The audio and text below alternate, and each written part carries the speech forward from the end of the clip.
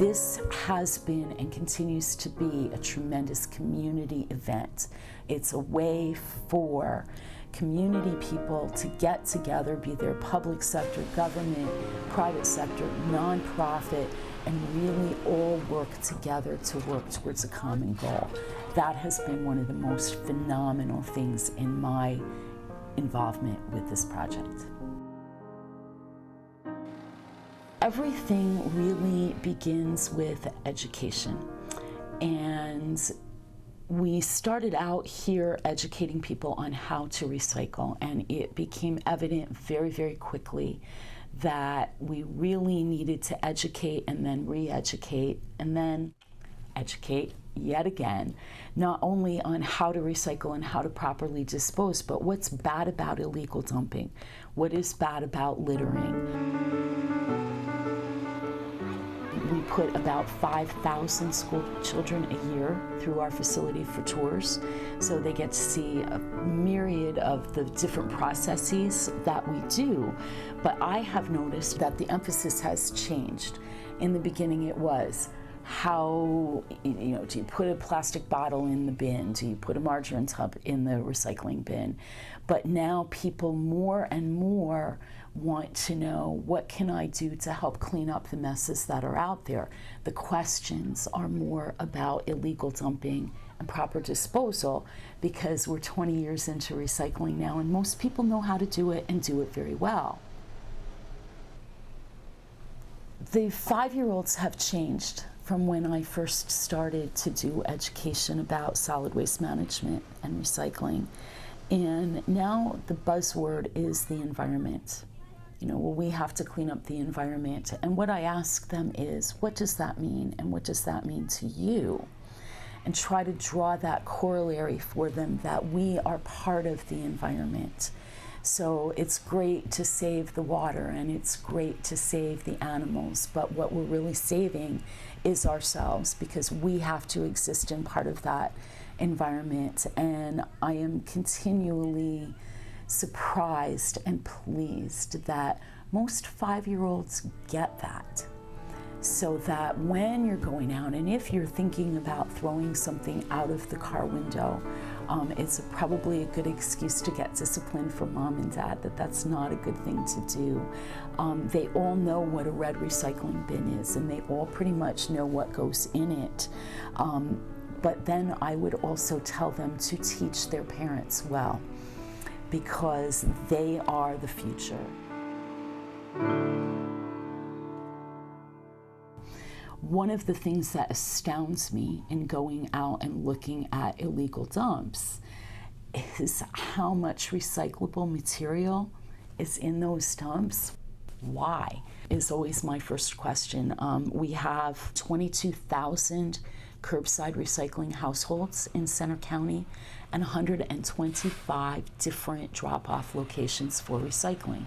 So why ever in the world would somebody want to throw a recyclable away in the regular trash? But what absolutely boggles the mind is, why would anyone want to illegally dump recycling as well, when the opportunities over the last 20 years have really developed for people to do it properly? So it takes education, education, and education to really break people of that habit.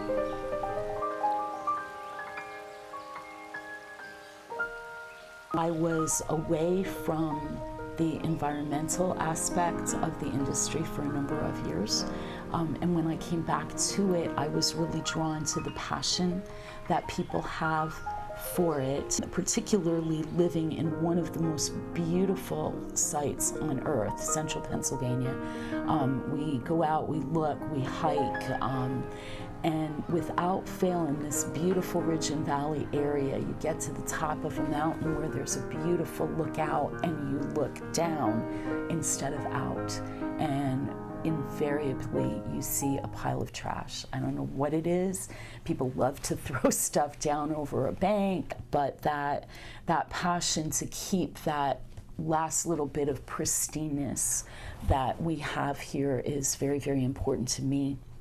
It's important to all of our employees here, which is something else that we've been blessed with, is most everybody that works here gets it. and they understand that we're really building a world for our children and our grandchildren. And to be able to see it in a beautiful way, trash-free, is extremely important beyond words. For the time that the Solid Waste Authority has been involved with the Clearwater Conservancy and Spring Creek Watershed Cleanup Day, we've seen the amount of tons go up, and we've seen them start to slide back down. And one of the goals is that we could go out on a watershed cleanup day and not find anything, that we don't have to spend that time and all of these volunteer hours, 350 volunteers. We've had upwards over the years of 500 plus volunteers going out and cleaning up somebody else's mess.